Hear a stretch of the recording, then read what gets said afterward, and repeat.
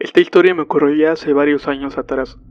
Cuando me iba a trabajar generalmente me iba muy temprano, como alrededor de las 5:45 de la mañana, puesto que entraba a trabajar a las 7. Trabajaba en la planta 3 de Dickies. La casa de mis padres se encuentra a las orillas, en el barrio del Refugio, y a unas cuantas calles se encuentra el panteón.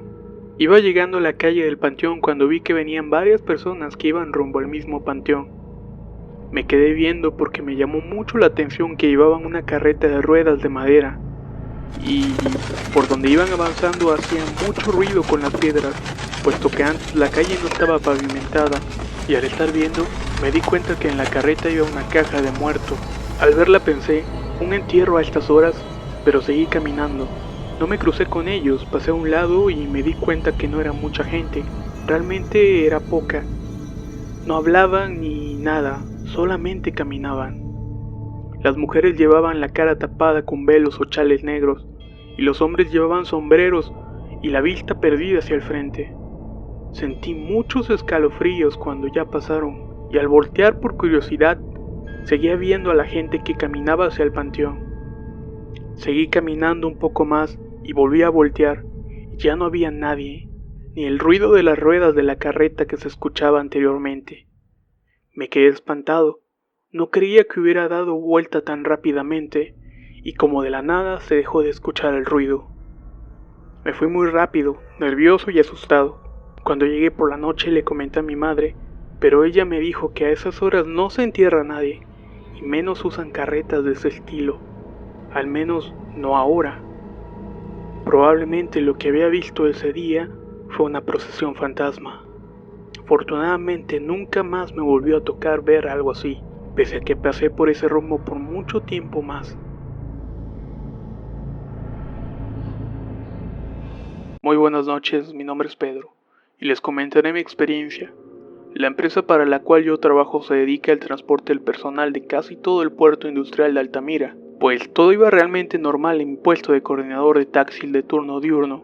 El problema empezó cuando me cambiaron de turno, y me tuvieron que asignar un horario desde las 5:30 de la tarde hasta las 5:30 de la mañana. Jamás en mi vida había trabajado de noche, y ya se imaginan a los compañeros del turno de la noche. En mi primer día me empezaron a decir que por las noches se espantaban. Ellos no saben el don, entre comillas, que tengo, si se le puede llamar así, al poder ver personas ya fallecidas. Total, llega la noche y como a eso de las 2 de la mañana se calma el servicio de transporte y se puede dormir un rato. Lo más extraño es que nadie de los 5 operadores se quedó en la oficina conmigo. Prefirieron dormir en una de las camionetas y juntos. Yo solo me quedé en dicha oficina y no vi nada extraño. Al amanecer me preguntaron, ¿qué onda? ¿Cómo te fue con la parecida? Mi respuesta fue que no había visto totalmente nada. Al paso de unos días todo cambió. Yo solo seguía en la oficina y en la madrugada vi por una de las ventanas pasar una silueta de una mujer. Me paré y vi cómo se arrimaba la camioneta donde estaban mis compañeros dormidos. Una noche otro compañero del turno de día se le hizo tarde y me pidió permiso para quedarse a dormir en la oficina. Él no sabía de lo que decían los compañeros de la noche y se quedó a dormir. De pronto, esa misma noche escucho ruidos y en la penumbra veo una silueta dirigirse hacia donde estaba mi compañero. Al momento pensé que era alguno de los otros compañeros que lo querían espantar y al ver en mi celular la hora marcaba las 3:33 de la mañana. En ese momento sentí un fuerte escalofrío recorrer mi nuca hasta los pies. Le grité, «¡Hey! ¿Qué es lo que quieres?». Esa persona se voltea rápidamente y casi inmediatamente se convierte en un enorme gato y sale brincando por una de las ventanas. La verdad es que son sucesos bastante raros los que me han tocado vivir en ese lugar. No hace mucho nos acaban de entregar una oficina nueva, con todas las comodidades, con todo lo indispensable para poder descansar. El primer día sí se quedaron todos mis compañeros, pero todos tuvieron pesadillas y decían que veían sombras. Y ya son 3 semanas que me entregaron la oficina y sigo quedándome solo. Ellos se sienten más seguros dentro de la camioneta.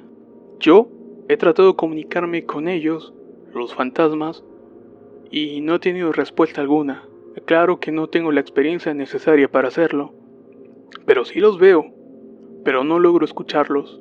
Aún busco a alguien que me apoye en ese aspecto. Otra experiencia más actual fue lo que me ocurrió el día sábado de este mes. Fui a visitar a mi madre, que está recién operada y está al cuidado de una de mis hermanas.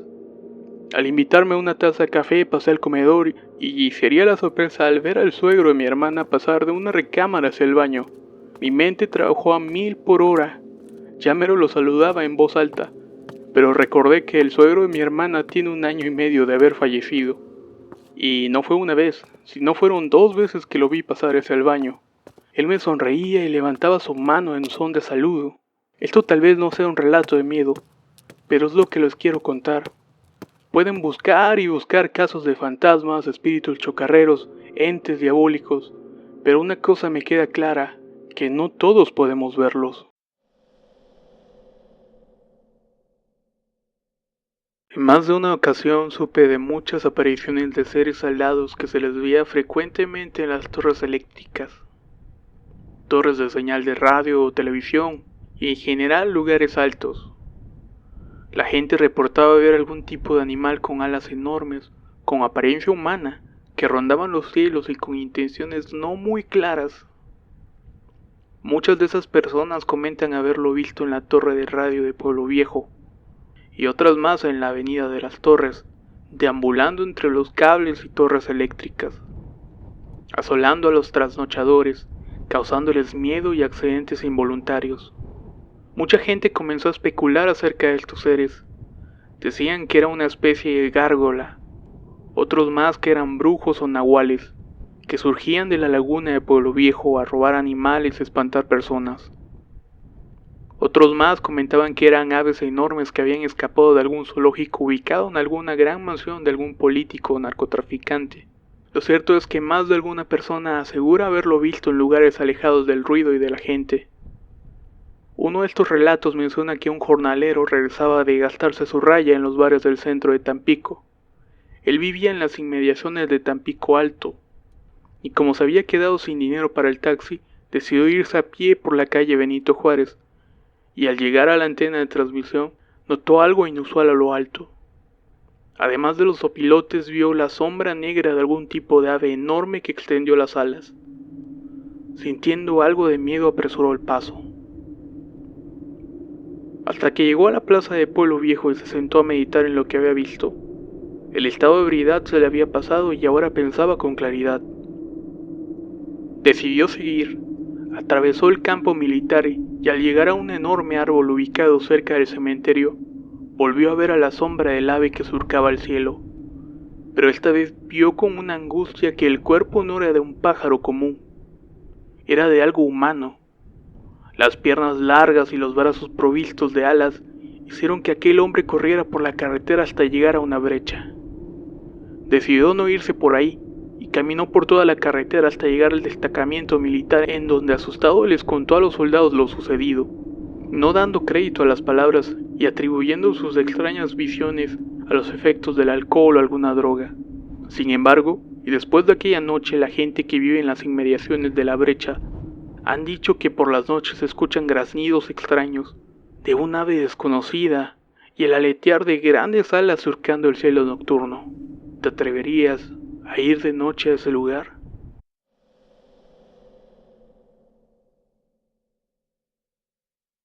En casa de mi madre había un cuarto de huéspedes, el cual nunca se utilizó. Este se utilizaba generalmente como una bodega desde su construcción. Hace como 10 años, empezamos a percibir un olor a podrido, sumamente extraño. Es como carne podrida o pescado podrido. No lo he podido descifrar aún, pero lo recuerdo perfectamente. Es un olor penetrante. Dicho olor nos enloquecía, ya que lo buscábamos, pero sin fuente de éxito. Lo peor pasó después. La puerta de dicha habitación daba justamente al estudio, donde hacíamos las tareas de la escuela.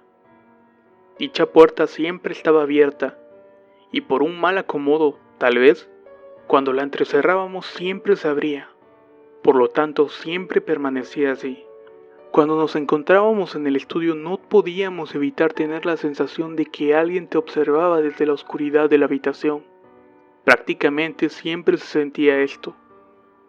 Una vez Invité a un amigo que se jactó de sentir este tipo de cosas. Subimos al estudio y estamos usando la computadora, cuando de pronto, sin que yo le comentara algo, comenzó discretamente a voltear hacia la habitación.